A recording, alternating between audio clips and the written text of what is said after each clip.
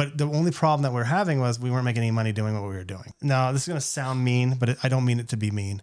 But certain people can only produce so much, and it's not by their fault. It's just that they don't know what they don't know. At what point do you feel like, oh, I'm starting to see the writing on the wall of like, I maybe don't love the direction this is going?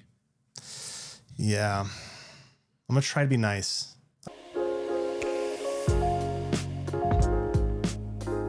All right, Dan Brisco, thank you for coming on the show. Yeah, thanks for having me. Today, I want to do something special where I want to hear about your story that I think is contrary to a lot of the things that I hear about private equity. And I know that you were involved in a private equity transaction. And most of the things that I hear coming from like the finance world, and I've got a finance degree, worked in finance for a little bit, like considered working in private equity. I think, oh, private equity is how you make tons of money because you buy companies, you strip them down, and you sell them for more money than you bought them for. But then that's kind of glamorized in the finance world. But then I want to hear more about your story of someone who built a business. It was their passion. It was successful by many measures. And then how that actually went for you when you sold it to a private equity firm. So let's hear your story. How did you get involved in building this company? What was it? So I'm going to go pretty early on. All right. So when were you born? Yes. 18. Let's see. When? Yeah, no. Okay. So a while back when I was pretty young, I had that entrepreneur spirit. I went to school back then for computer science. I got my first degree in computer science. Mm-hmm. The reason for that, I didn't know anything about computers, and I felt like the world was moving that direction. So to kind of age me a little bit, that was probably 2000, somewhere in that area where internet was, the dot-com just died. But you knew that there was something, these computer things, this internet thing is going to be something, yeah, right? It's going to turn into something. Yeah. And so I wanted to kind of get ahead of that curve. And so I went and got my MS. I got a lot of the Microsoft certificates. I got like the MCSE, the MCSA. I just kind of collected all the Microsoft suites. Most of that is focused, and this again will show you the age I'm talking about. I think I was MCS certified in Microsoft 2000 server. So the latest and greatest. Oh yeah. I'm sure I can keep that on my resume at this point. But I got my certificates then. I got everything completed, and I started working for a computer shop.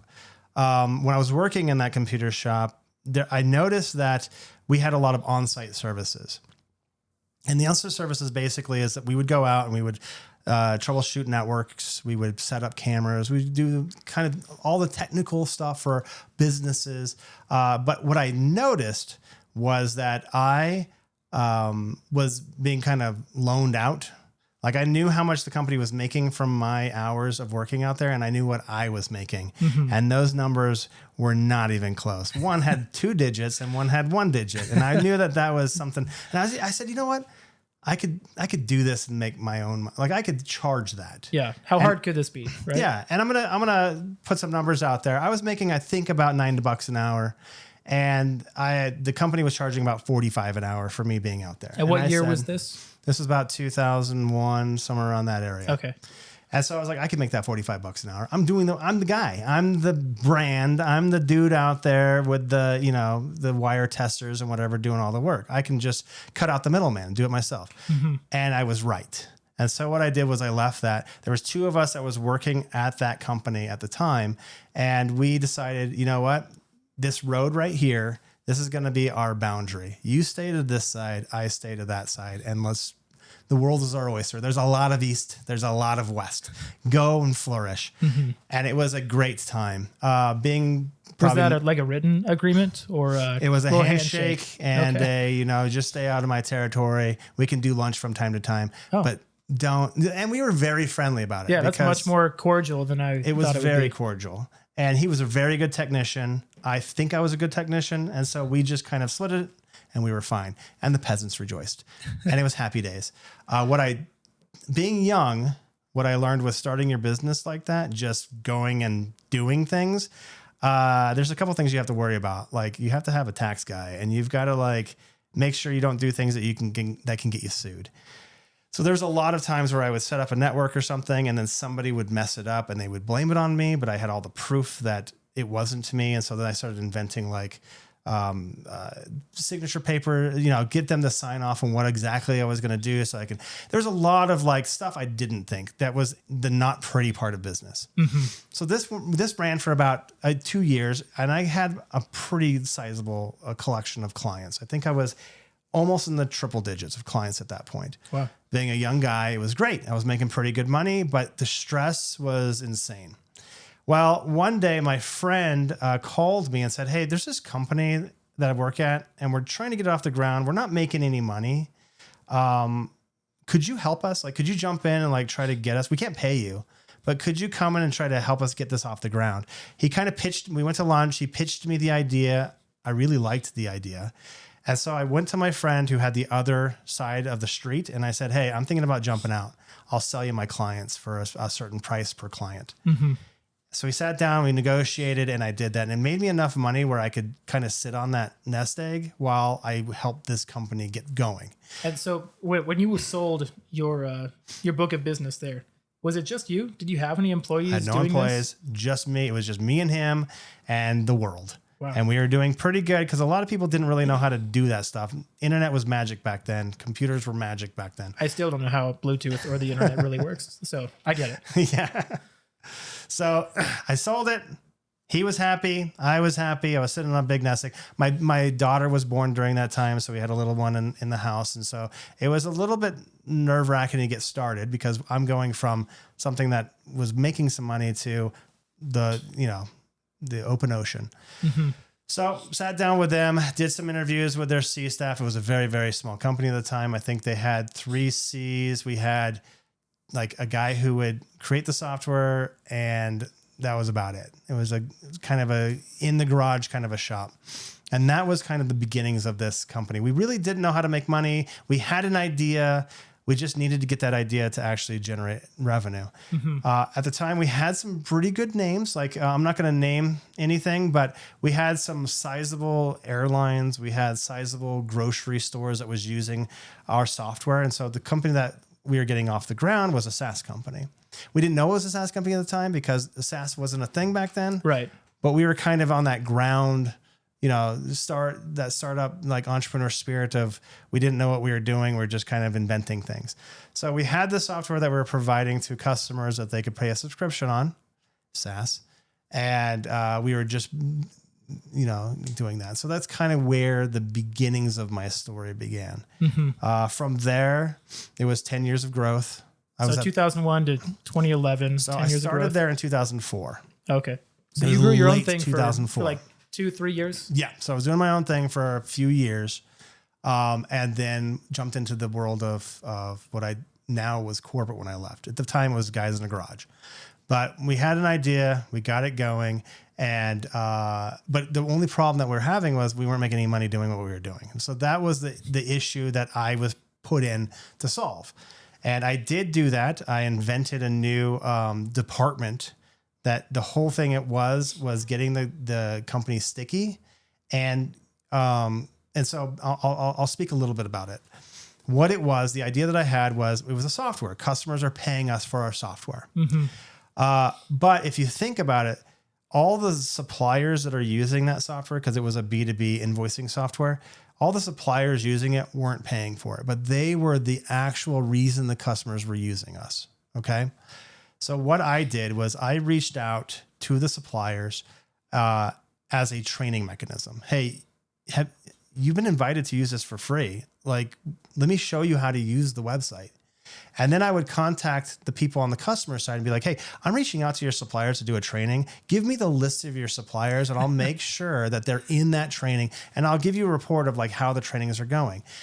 And to them, it was like, oh man, you're really helpful. This is really good to get my supply. And I don't have to talk to them. This is amazing. But to you, it's like, hey, give me a list of leads. But to me, I'm just like, let me get sticky so it's hard for you to leave. But also, you're drumming up business. The more you use us, the more we charge you for the stuff, the services that we're providing. And I remember the day that the CEO came out of his office and he's like, hey guys, I think we made money this month. What happened? What was the difference? So I pitched him the idea I had and he was like, go home, write all this down and come pitch it to me. And so that's what happened. We made this department and I was in charge of that. I was in charge of support. Anything that was basically customer touching or supplier touching, I was in charge of. And that grew out of time. Departments started to be created. I started becoming heads of department. And we got to a point where we were about 100, 200 strong. We had international under our belt. I opened up a department that did a lot of our data entry, but we got that opened on offshores. I went offshores and got the business started on that side. A lot of communication on there. And that's what got me to think I need to go back to school and get an MBA that's focused on business and not so much computer, because that stuff is old now. I don't do that anymore. Let's do the business side. So I went back for my MBA and got that started. Now that's where the story of the acquisition starts. So the acquisition occurred within the past 2 years then? Yeah, it was really recent. You still had ownership in the company at that point? Yes. So I was one of the founders at that point. And we didn't really think about that. As a small company where you have that vision and that drive and everybody knows the direction the company is going and we're all really excited, I wasn't really focused on how much money I made or how much I could potentially make. I was just like, let's dominate the market.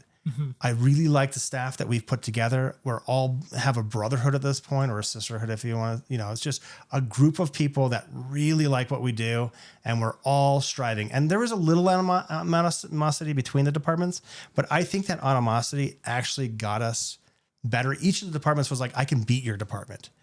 And there was a little bit of infighting, but at the end of it, hindsight is 2020. If I look back at it, our infighting of trying to be better than the other department next to us made us such a rock solid company that was just like our sales department was better than anybody else because they're trying to defeat the departments inside the company. Yeah.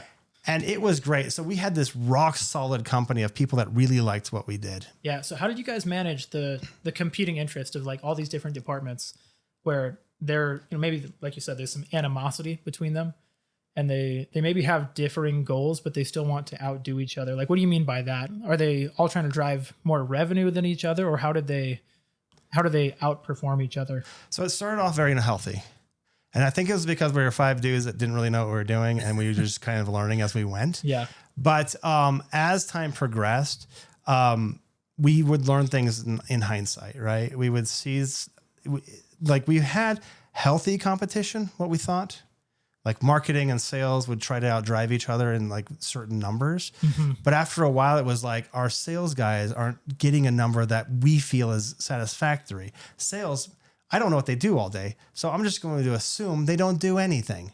Or development's not building the software like the way I sold it. They're just probably sitting on their laurels. They're not getting anything done. Our development staff is the worst. And it kind of created this like atmosphere of every department. Anytime the boat would rock a little bit, everybody had their finger pointing in a different direction saying, well, it's their fault. Well, it's their fault. Our department's better than theirs. I have numbers to prove it. Yeah. And so that's where it started, where it was very negative. And then I had a kind of a pep talk with the whole company and said, look, if sales fails, we all lose our jobs. Do you guys want to lose your jobs? That sales department is our sales department. We really need to defend our sales department and help them in any capacity to get them to be successful. And that's our development staff. If they don't build anything, our competitors take over and we lose. Is that what you want? That's our developers. Let's bring them together and let's be more of a knit family. After that conversation, it got a lot better with the negativity. We weren't striving to beat each other because we thought we were better than people. It was more of a camaraderie of like, I bet sales, you could do better than that. Right. We had a more positive spin on it. We wanted them to do better, but it was more like, I dare you to double the sales this quarter. Yeah. And so we were just pushing each other. I bet you can, I dare you to make code this quarter that doesn't have any bugs in it. Like it was just pushing each other in this like more of a healthy way that accidentally made this really solid group of people. Yeah, I think that's super important because like I've seen where actually my current job and plenty of other jobs, it's not a huge deal at my current job, but if one metric is owned by multiple people, then it's like who is really held accountable for it. If everybody, it's like going to some family or church event where it's like, oh, chairs need to get set up. Everybody's in charge of setting up chairs, so no one sets up chairs. Yeah. And in the same way, like, oh, if everyone's in charge of the budget or revenue or new customers, like if marketing and sales are both in charge of how many new customers, well, it's like, well, who's really in charge of it, and who is in control of it, who's accountable for when it's poor or great. But when you're pushing departments that are like, oh, developers, I bet you can't write code with no errors or with no bugs in the sprint, or marketers, like, I bet you can't get however many new visits to the landing page, like their unique metric that only they own. And I think that's where like the power of competition comes in. Yeah. Where you kind of like set those differing, like solely owned metrics on the same playing field of like, I bet we can beat our metric more than you can beat your metric, rather than our metric, Because then it's like no one's setting up chairs. Exactly. You have, and I felt that a lot when COVID hit. Mm-hmm. Everybody was forced to work from home, and I was in charge of the support staff. I was a director of support at the time. And this is probably going to be a controversial take on this, but I know a lot of people think that remote work is just the best. But what I found numbers wise, when it came to support specifically, in a SaaS company, I'm being very specific, a SaaS company that mostly our interactions is via tickets and emails and calls. In the call section, being specific, in the call section of this, I found that a lot of people, if the phone rings, they go, I think somebody's going to get that. Mm. And then nobody gets it.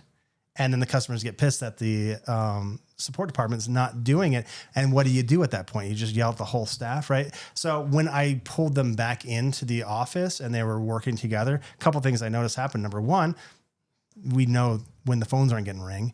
But number two, when they're in the office, they can lean over and ask each other questions if they get stuck.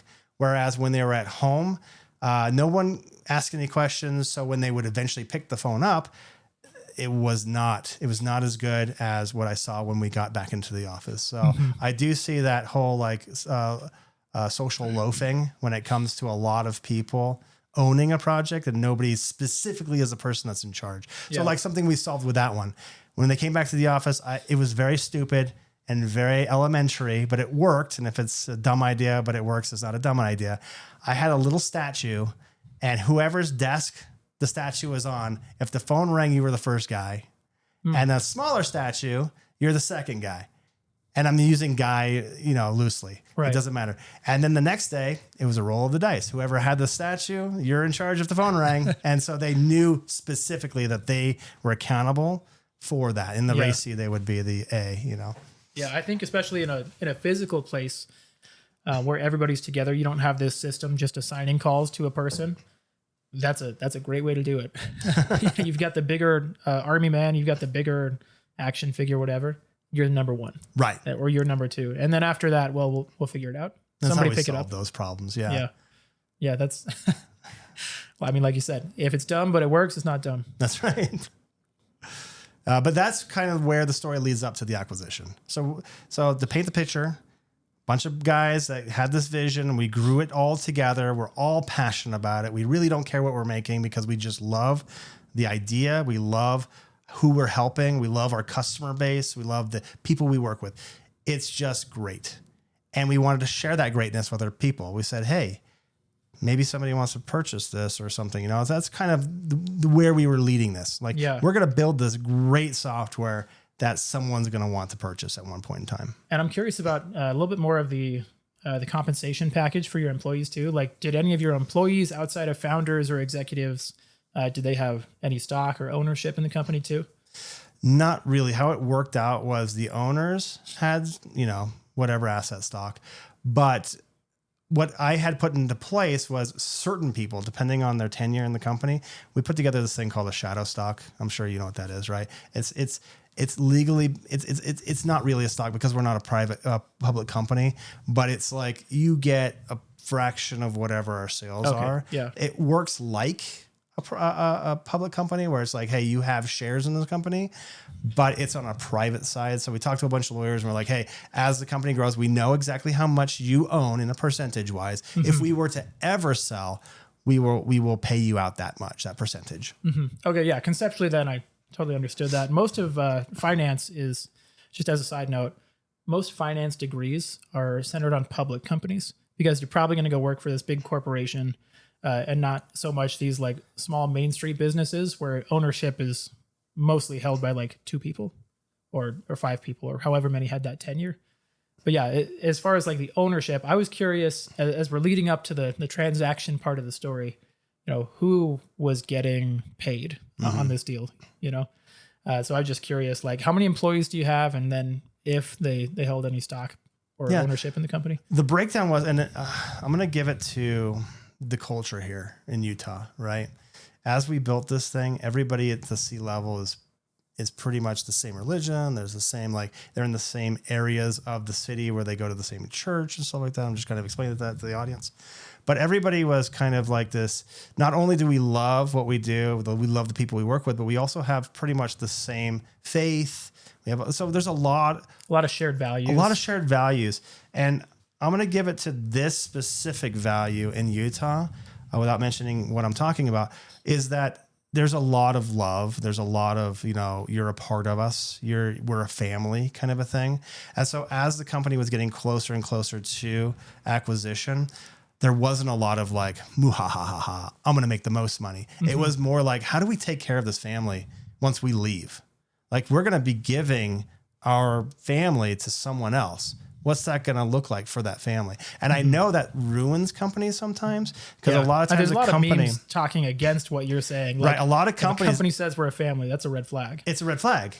It's a very weird, specific scenario though, right? Because, and I know, hindsight, that if you pay out a lot of cogs in the company that know how to do the business, and they have enough money to not need this job anymore, what are you selling? Like, what's the company you're selling a shell of a company because no one knows how to do anything. You need those cogs. Mm-hmm. And so if you pay out everybody and now they're millionaires and they all leave, what is it you're selling? Yeah, you're selling like a stack of SOPs with no one who actually has experience executing on them. You don't know the software, you don't know the customer base, you don't know any of that stuff. Yeah. And looking back, what we've done is probably not textbook good. But what we did was we're making money. We're going to sell this idea we had and we made a ton of money. We got to share it with the family, which is very odd. It's a very unique case. So, okay. So how many employees then at this point, like leading up to the transaction? So domestically we had about 50. Internationally we had about 150 outside of the U.S. Now, the outside of the U.S. part of it, we were using a third party to handle that. They were under our umbrella, but it was being managed by that staff. So legally, we didn't have to do anything. It's just a portion of the business. When we sold it, it just went with it, but they don't own those employees. You could tell that third party. The contract stayed in place. Yeah, you could tell that third party to liquidate if you wanted, but that's not, they're cogs. They're all the cogs that keep the business running. So, but that's the size of the company at that point. Mm-hmm. Okay. So I would say like medium-sized company, especially considering the international footprint, like it's not a small business anymore. Yeah. It was, are you able to say like revenue figures? Yeah. I was generating about $8 million a year. Okay. We felt like that was the best. Now this is going to sound mean, but I don't mean it to be mean, but certain people can only produce so much, and it's not by their fault. It's just that they don't know what they don't know. And so sometimes you'll have a CEO that can get a company up to $10 million, but they can try, they can read things, they can do a bunch of stuff. That's probably where they tap out. And that's a lot of times why you see when you get a new CEO that's ran a company that does 100 million, they'll come in and be like, why are you guys still in Utah? You got to be over in California, because they know stuff. Mm-hmm. And you'll see that company expand because you just have this person that just knows how to run $100 million company. That's kind of what we were feeling. And one of the reasons why we decided to sell was that our CEO at the time, who's a brilliant man, he's one of my mentors, was just at that peak of like, $8 million. Like I think that's the best we could do. That's what this can generate. Yeah. I mean, to add a little bit of validation there, I do think that at certain times, I don't think people are, you can't make a statement like, oh, this person will never make more money than this in their life, or they'll never generate more value than this for a company in their life. But at this period in time, they do have a cap. And to put it in terms that like, I would understand, and some of the people I hang out with would understand, like, you could have the very best motorcycle racer on the slowest bike, and they're not going to put up lap times. True. You could have the very worst motorcycle racer who doesn't even know how to ride on the very fastest bike, and they're not going to put up lap times. Like there is a cap. Like if you have person who is constrained by their knowledge or their tools, then there's a cap there. Yeah. And even if they have more knowledge and more tools, like the cap is just raised. Right. So there is a limit to a company, and companies are people. Right. So the collective limit of the company's revenue is, well, our CEO, he hasn't worked in these tech companies in California. He hasn't been in the SaaS world very long, or these people don't have experience with the software yet, or whatever the cap is. You know, that's definitely a real thing. Yeah. It may sound mean, Yeah. but you are limited by your knowledge and your tools. It's not your fault. Like in the world that you're talking about with the motorcycles, you know, you can only fine tune a motorcycle so much to get it to go as fast and lean as possible. You could probably shave down the weight. You could probably use different tires. There's all these things that you can do. But if you need the bike to fly and you find a dude who's done it for 20 years, you jump that gap. The guy goes, no, what you need is wings. And that first CEO is going to be like, I don't know how to do any of that. Yeah. And so it just jumps that gap of like, I need this company to go from $8 million to $30 million. And those are different things that get you there. Much different. Yeah. And this is why you see the sales world, when a company gets big enough, you don't just hire people off the street anymore. You find the best ones and you steal them. Yeah. It's like when you here in Utah, it's a big deal, but there's lots of MLMs, multi-level marketing pyramid schemes. And people will just approach you. Like I've had people at TJ Maxx, the gas station, like anywhere publicly where you're busy doing something, even at a restaurant, like kind of a fast casual establishment where you're sitting down, but you're all kind of next to each other. People will approach you and say, oh, hey, I've got this awesome opportunity. And you know, you sound like a great person. I think it'd be great for you. Like, dude, you don't know me. I can tell your thing sucks because you came up to a random person you don't know anything about. Like if this were really the best opportunity, you'd be vetting like crazy who you let into this. If you're approaching strangers at a gas station like someone did, like I'm just filling up my bike and they're like, oh dude, yeah, if you like exhilarating things, well, I've got this exhilarating opportunity. Like, dude, you know nothing about me. Yeah. Like you have a vibe. I know your thing sucks. Yeah. You have a vibe and I want to hire your vibe. That doesn't mean anything. Like, it means nothing. Like it can't be that great because you don't know my background. You don't know my capabilities. So, and that might work for like $1 million company. Yeah. A $3 million company. But at a certain point, you're like, we got to get a sales guy that knows how to sell $30 million of stuff, right? Yeah. And people off the street won't know how to do that. You need somebody that has that experience. And so I think I've said it nice enough to be like, the CEO was a great guy. He just didn't know how to get it from 8 million to 30 million. And what we wanted to see that growth. We had no idea what we were doing. At that point, right? Yeah. Like I'm sure he's done bigger and better things since. Oh then. yeah, he's amazing, right? But at this company, the next CEO that came in a year, we were making 30 million. So they just knew how to do that, right? Mm-hmm. So yeah, there are different things. Like the motorcycle analogy worked out better than expected when you brought in flying. So if you want to go faster on a racetrack, like kind of known quantity, we get the fastest guy, the lightest bike, most power, best tires, whatever. But then when it's like, hey, we want to go fast from New York to London, and we're going to take this bike. Like, oh, well, that's a different thing to engineer. So it's like the guy who gets you around the racetrack is not the same guy who engineers a one-man flying machine to get across the ocean. Like that's a different hurdle you have to jump. right. And sometimes it can be the same person, but sometimes the guy who gets you to 8 million is not the same guy who gets you to 30 in a year. That's pretty impressive. Or it just gets you there quicker. Like the guy who knows the motorcycle, he could build wings eventually, but this guy has done it for 20 years. Let's just swap him in. Yeah. And we'll have this thing done in a year, you know? So there you go. Okay, so that's awesome. Hearing about the growth of, what's the name of the company? Do we need to skirt around that? So the original... We can if we need to. Yeah, let's keep names out for right now. Because the company still exists and I'm no longer there, so I have to be careful. Gotcha. Okay, so yeah, as you were building this company, built these teams, new departments that were doing new things that weren't even thought of, originally with the 5 guys in a garage. Now it came time to like, hey, how can we maybe step away from this thing that we've built and we're proud of, that we see potential in, but maybe we recognize, and maybe I'm speaking for you, but did you recognize the potential that the business had and you thought, I'm just kind of tired, I'm ready to step back, or like, and this was a collective decision, I'm sure. Was it, I don't know that we have the skills to get to where we think this company can go, or what was the thought process of even considering selling the company? So to be completely honest, in any innovation that you have, unless the company is constantly innovating, if you're constantly on that cusp of innovation, you're going to get stale. You know, you can only make iPhones so good before somebody makes something else and iPhones are obsolete. So we were using a internet-based model where a company can send an invoice to another company and then that company can purchase it, right? We knew that AI is on the horizon and we're going to have to probably rewrite everything. Like AI is going to take over everything and we're going to have large chunks of software that we haven't opened in decades that we're going to have to rewrite to make this thing, competitive to somebody else. So we saw a lot of things on the horizon where we're like, do we want to restart this company? It's a really good company and has a lot of value and there's a lot of potential here. I think this is our sign to be like, let's see what we can cha-ching and get out of this, right? And so that's kind of the thought process at the time. Again, everything that we've done with experience only, no wisdom. We were just like, let's try a thing. Let's try a new thing. And it was successful up to this point. And so we were going in saying, hey, let's just make a ton of money, see if we can take care of the family as much as we can.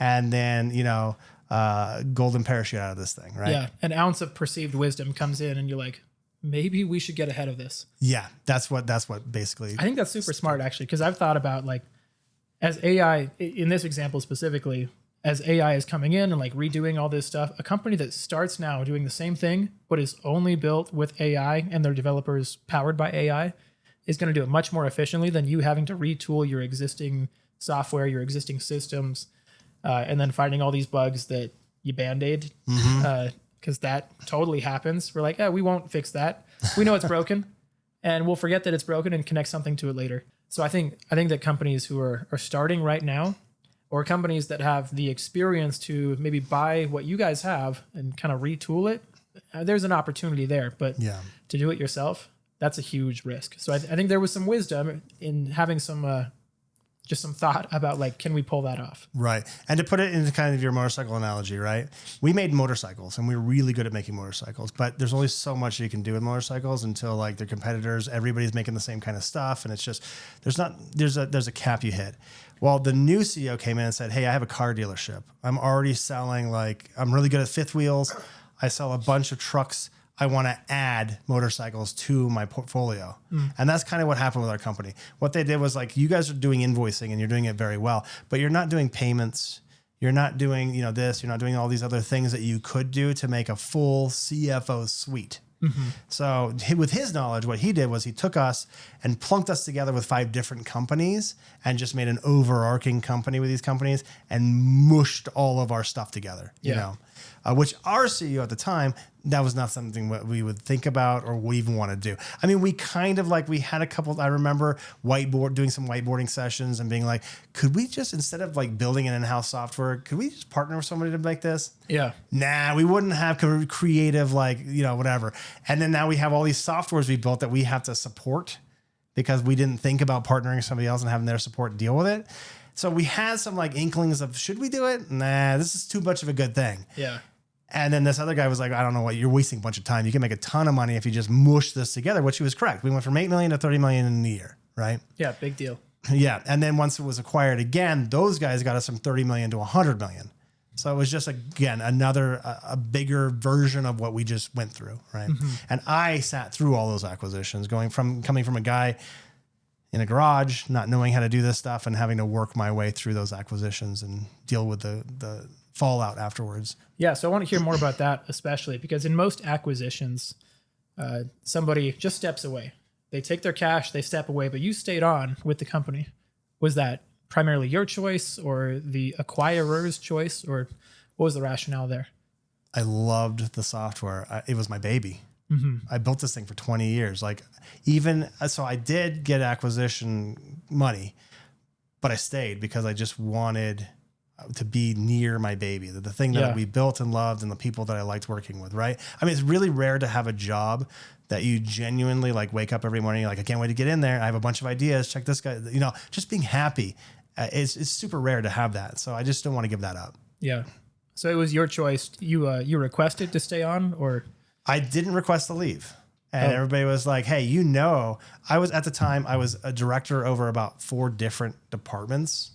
And all of my departments were so, I have OCD. So they were so meticulously ran that even after the acquisition, my departments weren't touched for almost 2 years because they were like, we don't know how it runs. It runs smooth. We're not going to touch it. And so I was just so meticulous in keeping that going that I didn't want to like hand it over or hand the keys over. And everybody was like, if he leaves, this is going to be a huge headache. So let's just continue. And so that's what I did. I just continued my job at the same title and just continued to go. So yeah. Had a bigger bank account, but just kept going. And it was great. I mean, that acquisition money I didn't even touch because I was so nervous about the taxes and I didn't know how that worked. So I was like, let me wait till tax time to see what happens. And by that time I had forgotten about it for so long that when I left the company eventually, this is the thing that I'm kind of just living off of right now is just that acquisition cash. So it's been nice. It's been nice to be rich. No, that's awesome. Okay, so you stayed on through these acquisitions. And then at what point do you feel like, oh, I'm starting to see the writing on the wall of like, I maybe don't love the direction this is going? Yeah. I'm going to try to be nice. I haven't said any names, so it's good. So maybe for entertainment purposes. So what happened was I've gone from a world of we all love our job and everybody knows what we do and we're pushing each other to go. Now the C staff has left. We have a new C staff. Everyone in the C-suite? The ones that matter. So the CFO, the Thought CEO. You were being nice here. But the ones that did stay kind of moved into a different role. Like they try to think of us as like, maybe we are a business unit of the company, but they didn't really like the way that was going. And so they just kind of wanted to mush it all together. So they just kind of, they had enough money to leave. So they just kind of, after the acquisition was done, there was some stuff in the contract that made it so people couldn't leave after a certain time. There's NDAs that you had to there's a lot of things to worry about. But at a certain point, everyone was free players. You could stay or you can leave. And a lot of the team kind of saw the different direction the company was going. And they were like, I don't want to watch it anymore. So I've got money. I don't need to work anymore. I'm just going to go ahead and take it. And so they all left. Mm-hmm. And that included a lot of the big people that founded the company. There was myself, the old CTO was still there, but he was kind of moved into a different role. I had maintained my departments and we kind of moved. Everything was good. Everything was fine. The issue that I saw was that we had, and I don't know how to solve for this, but the issue that we saw is that you have this new leadership that came in. They don't care about that passion. Right. They don't care for the thing that you built and why you like it. They don't care about the relationship you have with the customers.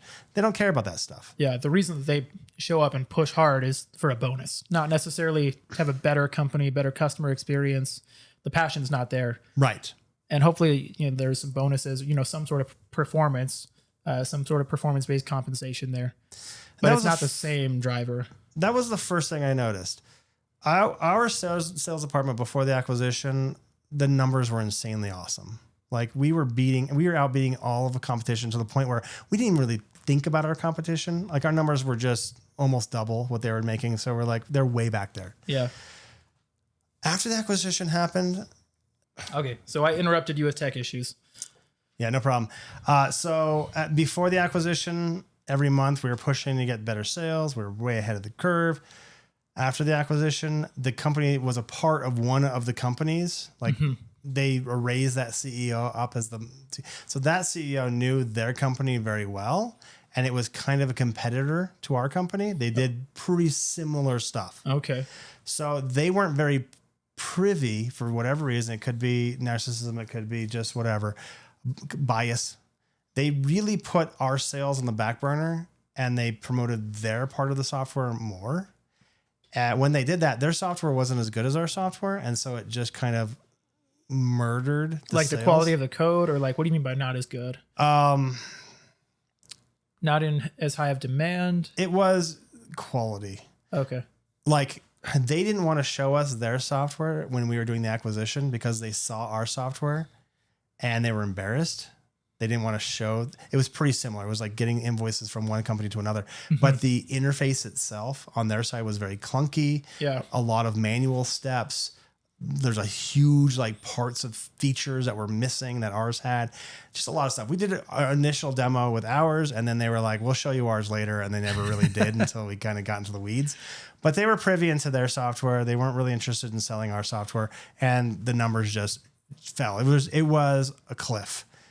Their software wasn't as good as our software, so their sales wasn't doing too hot either. And they had a thing that I've never seen before called maybe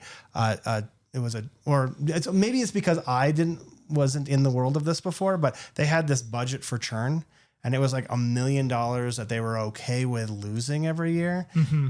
I thought it was insane because we were just like, don't let customers leave, like provide something that makes customers stay. Yeah. But they were like, customers come and go. And sometimes customers aren't big enough for us to care. And so they can just leave and things like that. It was a huge different, atmosphere for me that I wasn't used to. And so we watched as sales just plummeted every quarter over quarter. Our sales weren't as good as the last quarter, and everyone was getting nervous. I was getting nervous. And most of our sales left. The people that actually knew how our portion of the company ran all left to do better things. It was very scary time. But he worked magic and got these companies to merge together to make that extra bit. We just weren't seeing sales on my business unit, which was the first, what's going on? Mm-hmm. Were there concerns about like bankruptcy, or how serious was the lack of we sales? never talked about bankruptcy. I mean, I did see a lot of there was a lot of annual, we'll never fire people again, firing meetings. There was a lot of that where it's like, we're going to get 10% leaner because we could do it, guys. Don't worry. This is just an odd case. We're never going to do it again. Hey, remember our last meeting? We're going to do it again. A lot of that, which kind of really killed the trust in the C staff. Now, I was a director at the time. So I was the lowest rung of executive, meaning that I was in all the executive meetings. I saw all the executive numbers. I saw all that stuff. I was working a lot with the CFO and the COO. And so I was in these meetings a lot, and I could see the decisions that were happening.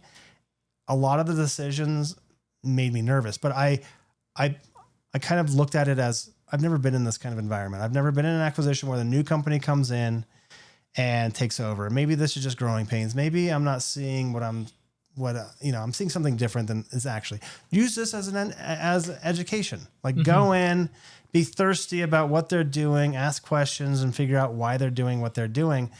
But the more I asked questions and the more I looked around, the more I did numbers, the more I was like, I don't know if this is going to work. I don't know what they're doing to make the numbers look so good. But I don't know, man. Something's stinky here. Yeah. And so at a certain point, when I decided to leave, the culture was dead. The way that they would fix these numbers is get rid of more staff. Yeah. Make people work harder. Yeah. You go through an acquisition and it's like, oh, we need better numbers here. We'll just cut costs. Oh, what's our biggest cost? Labor. We'll cut our labor costs. All the cogs. Let's get rid of them. Well, now we need to make cogs work better and harder. Yeah. Cogs are quitting. What do we do, right? And so we had this, corporate ignorance or the company ignorance with the corporate environment where they came in, they don't know how to do anything. They just have a stick and they poke people and go, move faster. And so what I found myself doing at that point, but right before I left, was my job was to run mental marathons to get a bar graph to go up. So that way the C staff could get more money.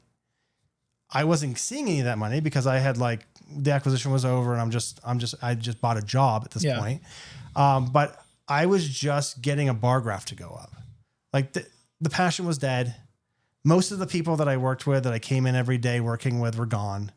All we were doing was trying to squeeze as many pennies as we can of this thing that I used to love. And I couldn't handle it anymore. And so I had the acquisition money. A lot of the people that I cared for were already gone.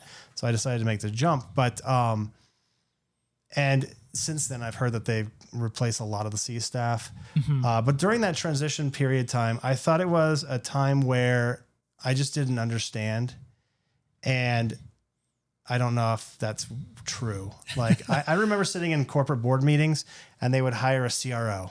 And they're like, we need to up revenue. So we're going to hire Chief Revenue Officer for those not in the loop. Sorry. Yeah. All good. Chief Revenue Officer. Revenue is in the name. We need this company to make more revenue. Let's hire a CRO. And the CRO would come in, we would do introductions, and then the guy would say, you know what we need in this company? More revenue. And then everybody would clap and they'd be, oh man, this guy so knows smart. it. He knows it. I'm so glad we're paying him $300,000 a year to come in here and do this. Yeah. And then the guy would be around for a while and then he would leave. And then we'd hire another CRO. And every board meeting, I would see these introductions of people that would say these things that were so vague, like, we need more marketing. We need better marketing. We need more sales. But there was no tangible, what's the next steps? Because they didn't know how anything ran. And eventually it was an entire boardroom of people that didn't know what the company did. Yeah. It's easy to say, like, we will recommit ourselves to the company vision in order to increase our revenue. Yeah. What does that mean? Recommit to vision. Oh, okay. What's the vision? Okay. So what are you going to do tomorrow? You're going to come to the office. What do you do once you're here that does that? What are you going to show up and do tactically with your hands, with your mouth? What are you going to say to people that makes it so the company will make more money? And it's never that in these little rah-rah speeches where you get some new executive. Prior company I was at kind of had similar problems, not an acquisition, but similar culture and turnover issues that it seems like they're getting a lot better at now. So, no hard feelings. But I saw some of those things where like people got cut. I feel like really hard workers, great people who'd been there for decades at the company where it was like kind of their baby, kind of similar situation to you where like maybe they weren't owners, but to them it felt like, hey, I've grown up with this company career-wise. Where like I started, not me, but this person or people, they started at, kind of low salaries, worked up to director or VP levels, and then they leave. Like something's wrong when you lose those kinds of people. And it's a lot more evident in an acquisition. It's like, well, I wonder what caused it. It's a little more vague with like established companies who don't go through an event where it kind of slowly happens over time. But with an acquisition where you're merging these different companies, it's maybe a little more evident of like, how can we just increase the bar chart? Well, we'll cut people. We'll cut the fun. We'll cut what used to feel like a family, even though at a lot of places, again, red flag, it can definitely be that way. I've also been in jobs where it's like, it just does kind of feel like a family. Like, I like it here. I'm happy to come to work. But it's never, in those speeches of like, hey, we're introducing this new person. Here's what they're going to do. I'm like, what do they do here again? Even like hearing, we're getting a new CRO. Like, okay, what are they going to do to increase revenue? And that's the problem I had because my like thing that I love, my passion is helping people be better people. And I know in a corporate environment that's frowned upon because if you think about it, right, when you're a small company, there's a lot of, you don't make as much, but there's a lot of, you know what, Matt, you look like, I've been looking at your numbers and how you do things. You'd make a good manager. Have you ever thought about being a manager? I'm going to kind of take you under my wing. I'm going to show you how to be a manager.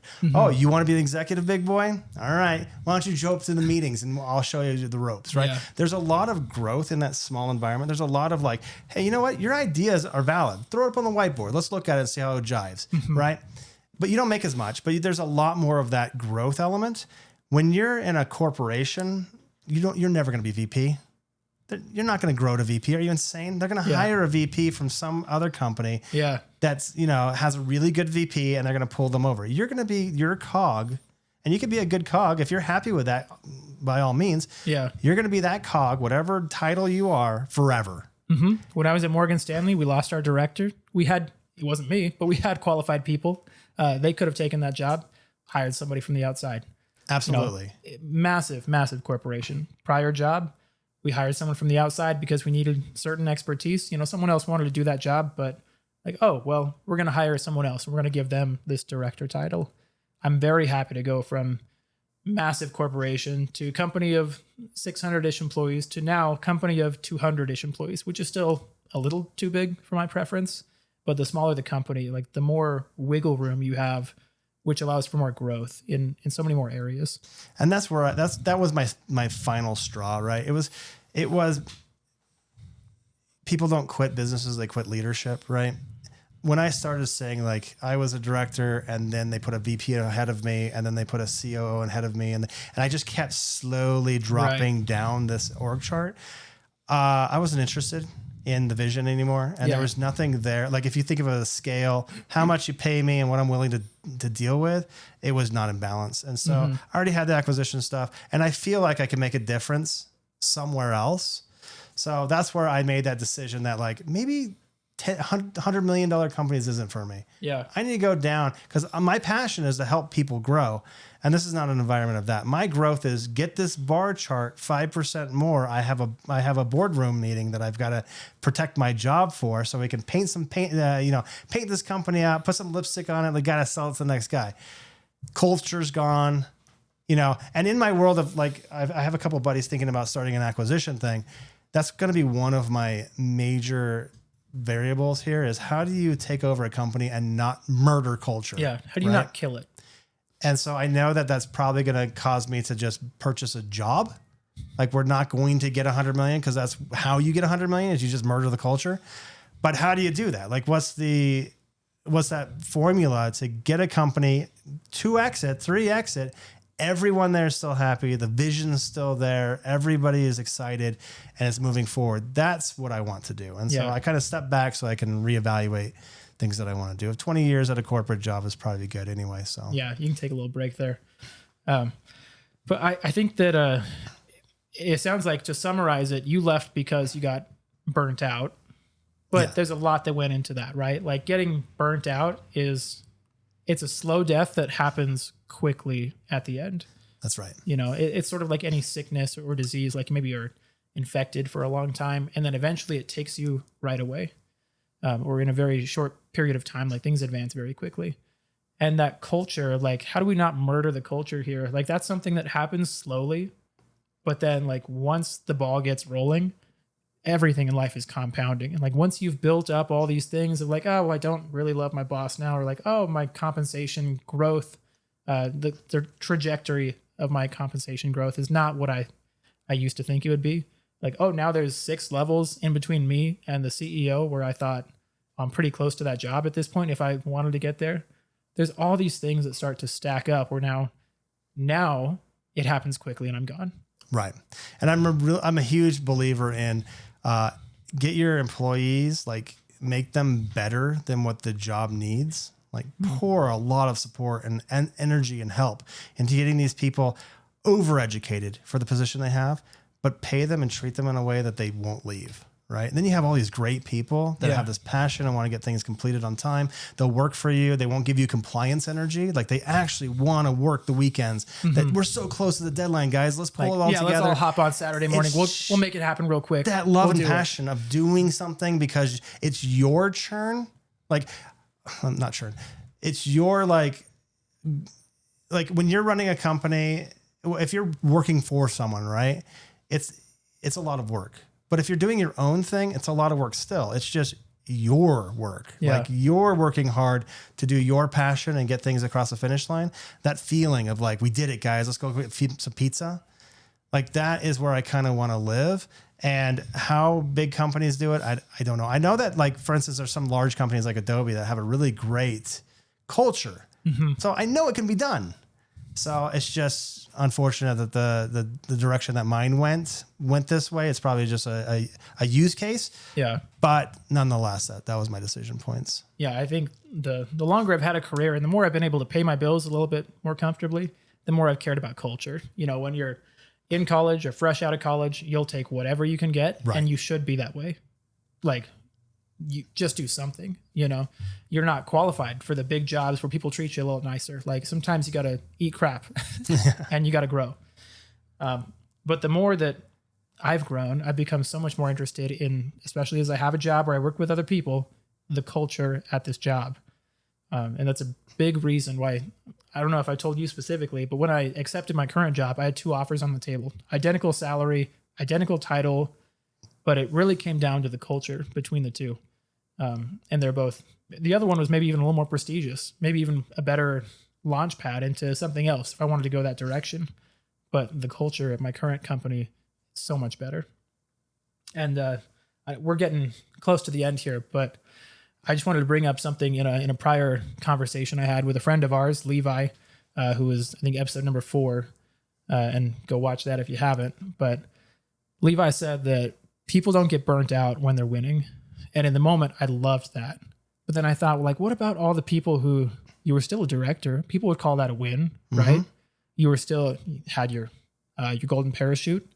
You had, I assume, a decent enough salary where bills were paid. You were happy. You still got to manage some of the same people who were still there. You could maybe call that, well, you're still winning. And so after thinking about that some more, I would go just a little bit further and say people do get burnt out when the cost of winning outweighs the winning. So if you're not winning at all, you get burned out pretty easily. And if you are winning, but it's just taking a toll on you and it's not worth it anymore, you can still get burnt out even when it looks like you're winning. Yeah. You have to define that winning. Is my winning my boss getting more money? Is that my winning? Is that the winning I'm going after every day, right? Is that what I need to lose sleep over? Or is my winning, we're going to get Walmart as a customer. We, this tiny little company, we kicked enough butt that we got a big company to understand us, right? Yeah, absolutely. Levi's correct. If we were going to work and do that, that winning is amazing and you can't replace that. But if your winning is getting this dude $1 million and you get your $16 an hour salary, what are we doing here? What are we doing here, right? And that winning is there's not enough. Yeah. So, I mean, on that note though, would you have stayed if like just the number was higher, if your paycheck were higher? That was my problem. That was one of my deciding factors. Was before this, I didn't care how much I got paid. In fact, every bonus I would get, I would just share with the managers. I would just split it up evenly and then just give it to everybody because I was so happy with the team and what we did. Like, you guys did this, not me. We all did it. Yeah. The day that I had the question in my brain of like, am I getting paid enough to do this? What I was actually weighing, like, you got to pay me more to care about this, was when I was like, I'm not putting the right kind of energy into getting this company going in the direction. I'm just like, give me more money and I'll say yes. You know, it's a completely different feeling. And so would they, if they paid me more, probably not. Like, I made a ton working there. Wasn't worth it. Yeah. You know, there's this weird thing. I know that we're wrapping up here. Maslow's hierarchy of needs, right? Yeah. My wife got a psychology degree, so I know like a tiny bit about a tiny bit of things in that world. So if you take that kind of like framework, right, of like, if you don't have to worry about the bottom level, then you can start putting more energy into the level above it. Right. If you think of it that way, I didn't care how much we made because I was so happy about what we were doing. But when I started realizing all that anxiety and all that work that was dumped on me started killing all the layers, and I was down to that bottom layer. Yeah. It was hard. And if you think of this as like just our real world kind of example, all of us, I think, agree that the priority level of things should be, number one, your health. Number two, your family and friends. Number three, education. Number four, making money. But for whatever reason, we as a society have flipped this. I work all the time, and then whatever time I have left over, I go to school, and then I haven't been on a treadmill in God knows how long. I wave at my wife as we pass through the halls, and we're like, hey, we're still married, right? This is great. Like, that's not good. Yeah. And so after I left, I was like, what happens if I flip it back? Like, let's go exercise in the morning. Let's spend some time with my kids, and then I'll worry about money toward the end. I'm in a unique case. People can't really do that. But when I started like not liking the thing that I was spending 90% of my day doing, it was just there's not enough money in the world. There's not enough benefits you can throw at me that'll make me keep doing it. Because there's this thing I read was like, nobody on their deathbed says, man, I wish I put in like more hours at the company. Like nobody says that. And so that kind of spoke to me, and I just decided it's not worth it. Nothing's worth killing myself over to get this guy more money, you know? Yeah. So I just want to step back, help other people grow their stuff and just be awesome. I still have that dominating spirit. I still have that spirit of wanting to get stuff done, but not for these reasons. Right. Yeah. I think it's totally good. Like you still have that motivation, that drive, but let's table that for a second and just focus on me, my family, and deciding like, what do I want to put this ambition into? Because I no longer feel the ambition for this baby that, this company that was my baby, that is no longer my baby. It's grown up, gone off to college, and it's hooked on drugs. And I guess maybe you should still love your kids if they do drugs. Yeah. But What he's saying is if your kids are addicted to drugs, no longer love them. No. yeah. Do not house them. Do not feed them. Immediately kick them call the out cops. onto the no.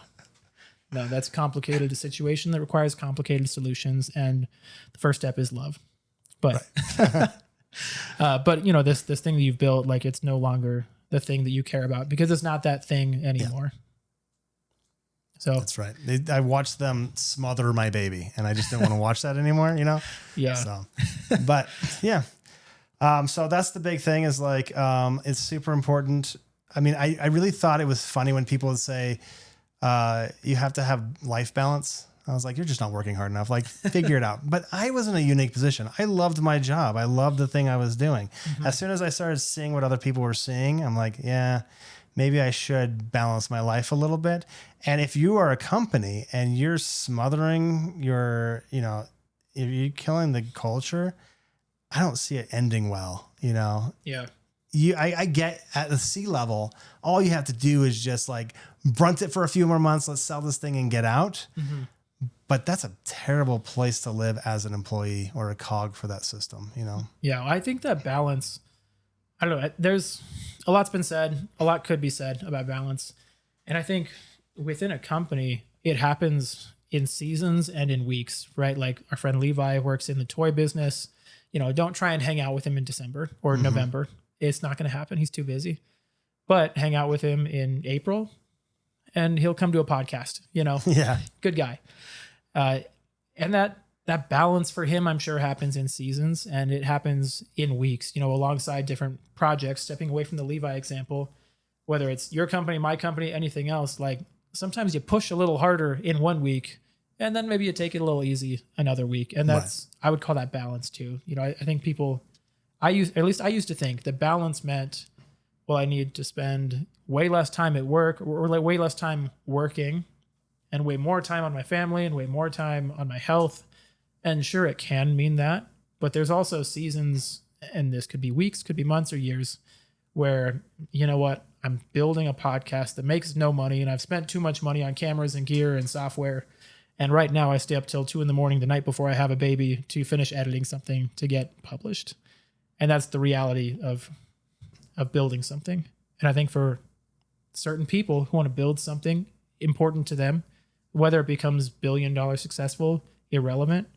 But for certain people who have that ambition to build their baby, I'm sure there were nights and weekends where you were working on that baby of yours.